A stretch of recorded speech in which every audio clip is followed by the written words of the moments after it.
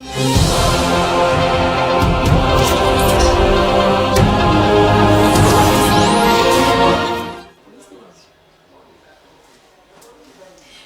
et messieurs, bonjour et bienvenue à ces bulletins d'information sur Géopolis Télévision.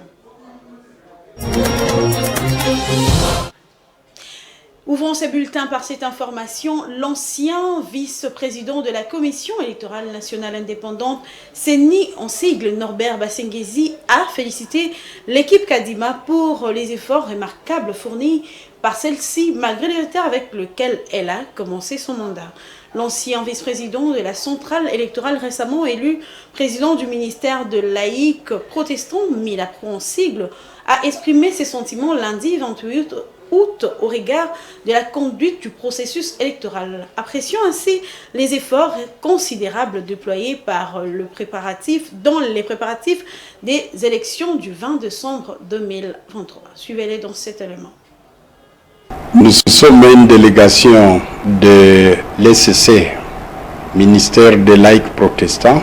Nous sommes venus dire au président que le ministère des laïcs protestants encadre plus de 49% de la population congolaise et que ce sont des électeurs pour la plupart, que nous devons collaborer.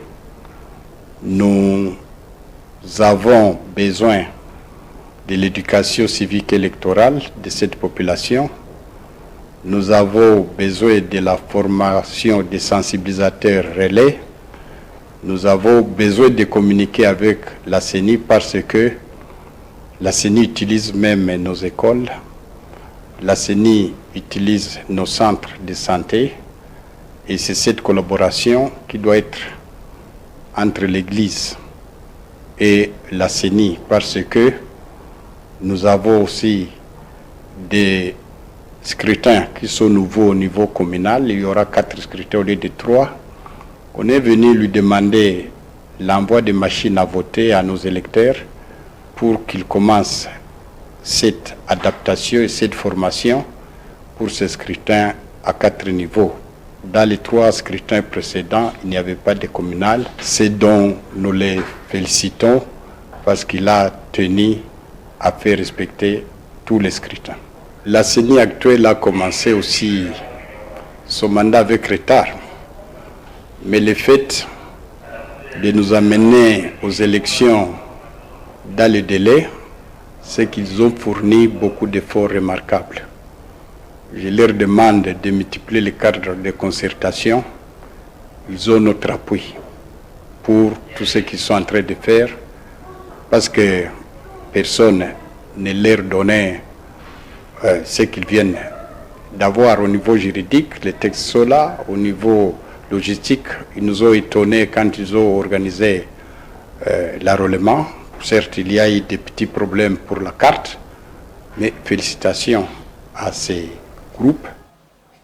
Restons dans le même cadre, parlons justement des élections. La Belgique pourrait envoyer des observateurs aux élections à venir. C'est du moins une requête du président de l'Assemblée nationale, Christophe Mbosso, qui a adressé sa demande à la présidente de la Chambre de représentants belge, Eliane Tullier, que je vous propose de suivre. Cet entretien se passe comme les précédents, c'est la 3e fois que nous voyons. Et l'idée est évidemment de faire suite au protocole que nous avons pu signer ensemble entre le Royaume de Belgique et la République démocratique de Congo au niveau des parlements pour une meilleure coopération et pour une entraide entre nous. Et ici, Monsieur le Président de l'Assemblée nationale de la République démocratique du Congo m'a sollicité pour venir en soutien dans le cadre de l'organisation des élections et peut-être l'envoi d'observateurs belges.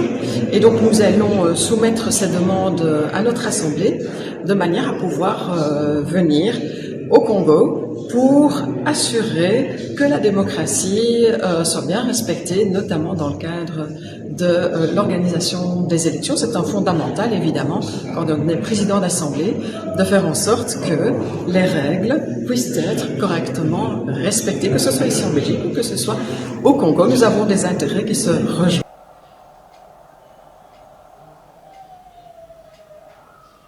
Parlons coopération à présent. Les Burundi et la République démocratique du Congo renforcent davantage leurs liens de coopération. Le président burundais Evariste Ndayishimiye a été en visite officielle en RDC à l'occasion des accords ont été signés dans les domaines économiques. Selon les communiqués finaux, les présidents congolais et burundais se sont intéressés au domaine du commerce, de l'industrie et des infrastructures, avec notamment un projet intégrateur. Suivez le vice-premier ministre Christophe Lutundula qui a fait la lecture du communiqué final.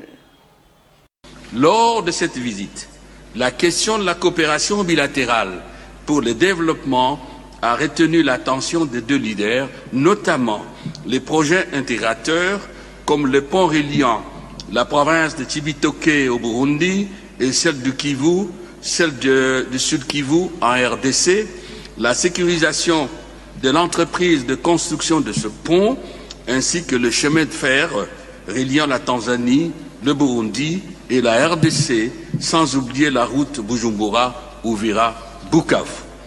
Dans le domaine commercial, en vue de faciliter les transactions entre les deux pays, les deux chefs d'État ont convenu de la nécessité de créer des agences bancaires burundaises et congolaises à Bukavu, Uvira, Bujumbura et Rumonge.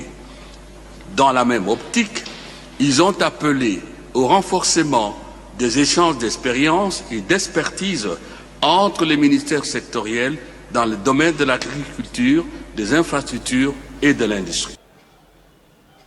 L'agro-industrie est un secteur porteur d'opportunités et de croissance économique en Afrique. Pour faire développer ce secteur, le Premier ministre ivoirien Patrick Hachi a déclaré qu'il faut avoir de partenaires, les capitales et le marché pour donner de la valeur ajoutée aux productions agricoles. Suivez les détails dans ces reportages de nos confrères d'Africa 24. Malgré les défis qui affectent le secteur agricole, notamment l'accès au financement, la volatilité des prix des intrants, la disponibilité des stocks et la connectivité des marchés, les gouvernements et les entreprises d'Afrique s'adaptent aux chocs macroéconomiques et emploient des solutions pour continuer à développer le secteur. À travers notamment le développement des partenariats qui permettent dans la chaîne de valeur de générer des ressources qui restent sur le sol africain. We need to have really partners. Tout d'abord, nous devons avoir de véritables partenaires pour apporter la technologie, le capital et le marché afin d'ajouter de la valeur à ce que nous produisons et être en mesure de la maintenir. C'est l'une des choses les plus importantes que je voulais mentionner. Je parlais tout à l'heure des mangues, des ananas et nous importons du jus d'ananas alors que nous pouvons le produire localement. Prenons l'exemple du cacao. Si au cours des 10 prochaines années, je peux capter 25% de la valeur ajoutée au lieu de 6, je vais augmenter mon PIB de 75%, sachant qu'il se lève aujourd'hui à 61 milliards de dollars. Les experts des secteurs publics et privés indiquaient à l'occasion du sommet États-Unis-Afrique de 2022 que libérer le potentiel de l'agro-industrie en Afrique grâce à une productivité accrue, des chaînes de valeur renforcées et une meilleure intégration dans les chaînes d'approvisionnement mondiales permettrait de générer des bénéfices pour l'Afrique. L'Afrique a joué un rôle déterminant dans le développement d'autres pays grâce à ses ressources naturelles et humaines. Nous avons une chance. L'Afrique et les pays qui la composent devraient avoir la possibilité de prendre en charge les enfants des autres et de conduire leur propre progrès. Voilà donc le genre de choses que nous nous sommes engagés à faire. Voilà le genre de choses qui peuvent être faites et je crois que cela demande beaucoup de travail. Les défis des agriculteurs qui travaillent dans la chaîne d'approvisionnement de l'agro-industrie demeurent cependant l'accès aux semences et aux engrais de qualité. L'Afrique a de nombreux besoins, mais personne n'investira dans ces besoins. Les entreprises investissent dans les opportunités et notre institution aide les gens à comprendre comment nous pouvons catalyser ces opportunités à partir du terrain. Nous soutenons les entreprises locales pour créer un écosystème qui fournit des services aux agriculteurs. Ils doivent pouvoir avoir des semences et surtout obtenir de l'engrais. Ce n'est qu'à ce moment-là que les marchés s'ouvriront car des opportunités existeront. En Afrique subsaharienne, le secteur agricole emploie les 2 tiers de la population de la région et représente 14% du PIB. Ce secteur a le potentiel de stimuler une croissance économique à grande échelle car les femmes et les jeunes constituent la majorité des travailleurs et l'agro-industrie devrait valoir plus de 1 000 milliards de dollars d'ici à 2030. C'est par cet élément que nous bouclons complètement ce bulletin d'information, mesdames et messieurs. Merci de l'avoir suivi et très bonne suite de programmes sur Géopolis Télévision. Vous suivrez l'intégralité de l'information à 19h30 qui vous sera présentée par Patrick Elunga. D'ici là, portez-vous bien. Au revoir.